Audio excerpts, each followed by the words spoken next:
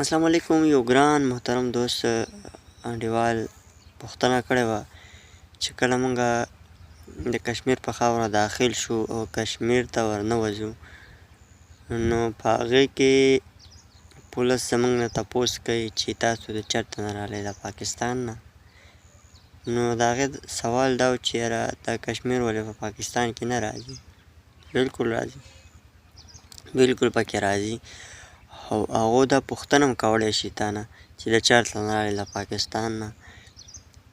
ولې چې د هغو سټیټ جدا دی، د هغو وزیر اعظم جدا دی، د هغو اسمبلي جدا ده، د هغو عدالتي نظام جدا دی، د هغو هر څه زموږ نه مختلف دي او جدا دي.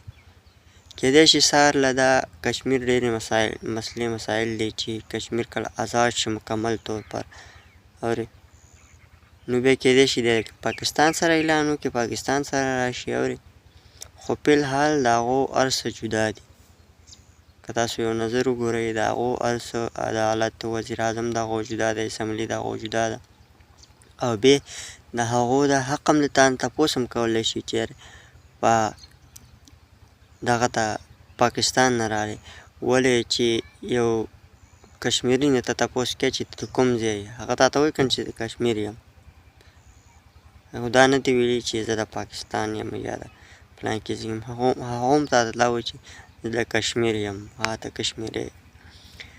نو د دې خبرې جواب دا و. تر بل ویډیو د الله په امان، خوشحاله اوسئ.